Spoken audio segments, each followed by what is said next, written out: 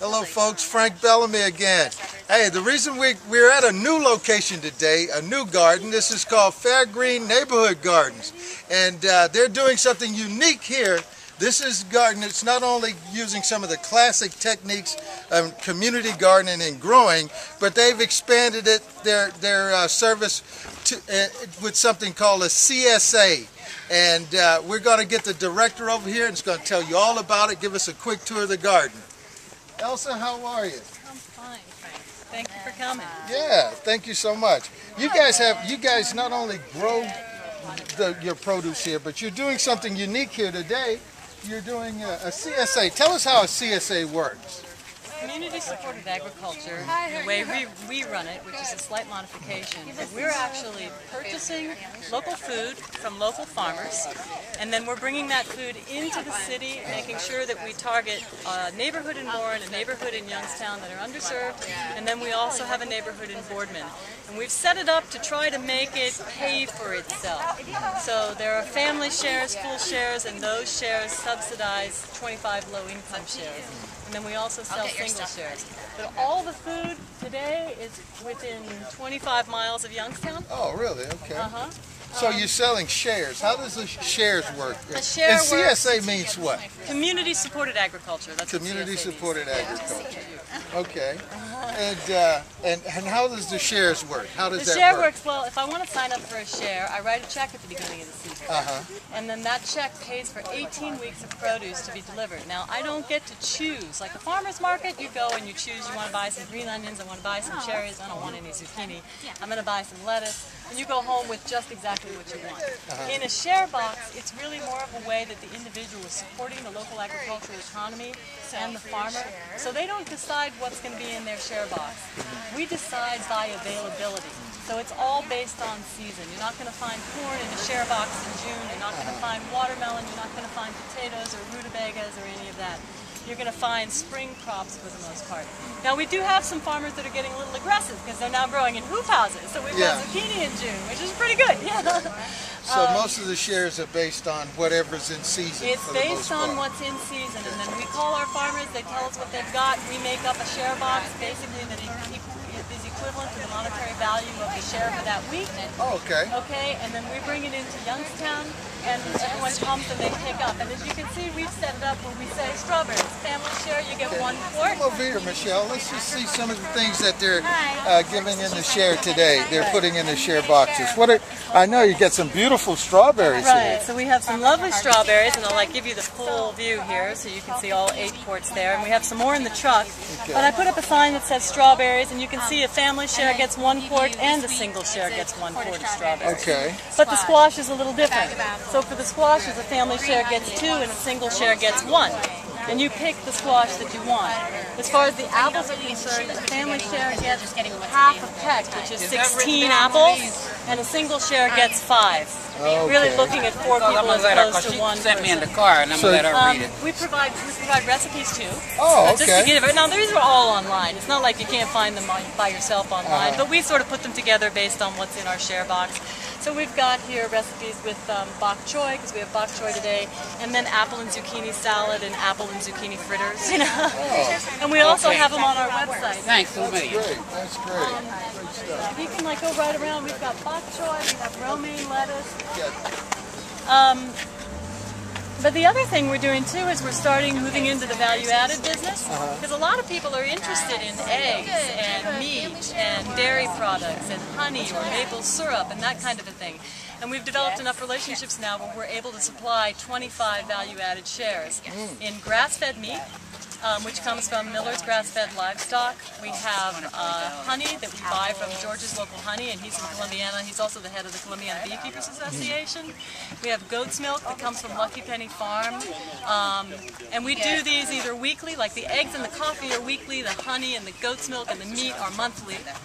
And we intend this year to actually keep this going through the winter with the value-added packages, and then pick up again in late spring with the CSA. That's some exciting stuff you're doing. So the CSA is open to anyone who's who's interested in buying a share. Anybody who wants to buy a share, absolutely. And I noticed you guys take the Ohio card too. We take the Ohio Direction card, we swipe a credit card, we take a check, or you can pay via PayPal. Oh, this is great. This is great. Give us a quick tour of the garden. I'd love to. So we can see what you guys are doing here.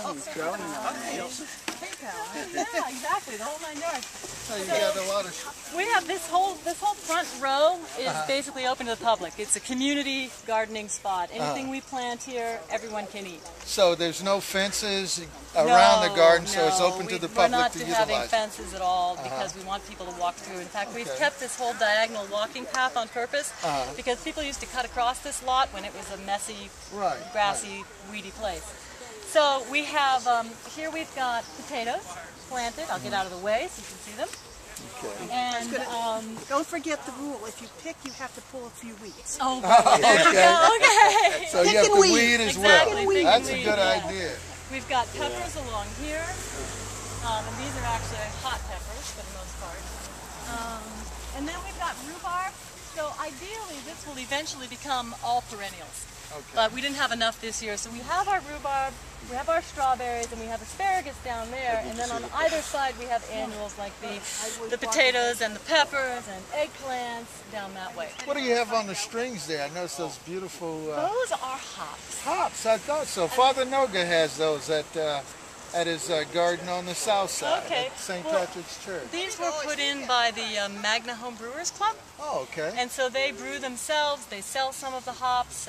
One of their members is now working for Hop and Frog in Akron and has worked for Rust Belt in the past. So that's the hops trellis. I see that some of the gardens, like this is Beatitude's house. They've got a stake there. Are they the volunteers that maintain that section? It's mostly the child advocacy program. Okay. They come down here on Fridays and we have some programming. So the first 15 minutes is garden maintenance, and then we do about 35 minutes of a project with them. And the last 20 minutes they do some journaling about their experience of the day, basically. Okay. And it's still, all of it's open to the public to pick whatever they... No. We have individual garden beds. Individual garden beds. Gardener who's going to spend a lot of effort in planting their stuff and dealing with their soil. Like this, for instance, is a private garden bed. Oh, okay. So you can see we've got tomatoes, we've got cucumbers, we have celery, we have beans, we've got basil, and this is the Matthews, and this is the Matthews right here. Hey, how are you, folks? Frank Bellamy. Nice to meet you. How are you, sir? Nice to meet you. They live right on Fairgreen. Oh, okay. So, and we have quite a few people from the neighborhood who garden here, which is really why I think it's been successful. Oh, great. We have 3 families. Lots of friends with my lettuce. I was wondering, did you guys pick that, or I did it picked get... that, and I've been handing it out. Okay, great. Yeah. Excellent. We met friends for dinner last night, and I packed them up in each a 4-ounce bag of lettuce. That's great. Yeah. Great. So I'm doing it in rotation. So It's that's great. for a friend who's coming back to town on Thursday. These 2 beds are kind of unique in the sense that they were planted very early. And you notice these are all our pole crops. So this is broccoli, that's cabbage, and this is kale. And they were going to need some protection from frost if it got too low. So we decided to plant them all together so we'd only have to do 2 row covers rather than trying to do little individual row covers in all the beds. But these have also become common crops, essentially, to the gardeners. So we make a distinction. That whole row in the front is public. Anybody can pick from it. Anybody can pick from the herb spiral over here. We have squash over here that anybody will be able to pick from. That ladder there, it's not actually a ladder. It was a straight roofing ladder that was cut and put together in a triangle to be a trellis for squash. Okay. So that is open to the public. The garlic is open to the public. And we're just now, as you can see, getting our signage together. So bite my veggies is someone's humorous way of saying eat my vegetables. You can eat as much as you want. You know? Well, this is great. You guys have done a lot of work out here, and you're performing a great service. We've got more volunteers going on over here. We got beehives. Oh, you got beehives as well. That's right. We got You 2 get a shot of the beehives, shall we? We've got, excellent. We've got a worm bin back there. You can see the yellow sign. So we've got worms going in their 3rd year. Okay. And then those shipping crates we converted to composting containers by cutting them and putting hinges on the bottom and making a door that opens like a ramp. I see you've got water reservoirs too. Does that collect rainwater? Exactly. Oh, okay. So Great. Actually, the shed was donated. We built that. This garden has really been built up by volunteers and volunteer effort and labor. We received a neighborhood success grant for $2,700, and half of that went to the platform and the rain barrels, essentially. We now have a new neighborhood success grant that's allowed us to have an intern this year. Oh, okay. Which has been great. And we're actually putting in, if you see, well, they're hard to see because this right here, the V metal posts, those are V trellises for brambles. So we just put them in, and we used the soil cement, and we're going to be putting in blackberries there. And we have the same thing over here, just started, it hasn't finished it yet, and raspberries are going to go in over here. You're using every inch. Every inch of your garden. We want it to be a space where people come and hang out, hence the picnic table and the grassy area in the front. But we also want it to be productive. You know, one of the questions we get a lot when there's open gardens like this, people wonder about vandalism and theft of items. Do you guys ever experience anything like that? In the 4 years we've been here, we experienced vandalism truly this year. For the first time. This winter, see those 4x4 posts? Yeah. It was stolen.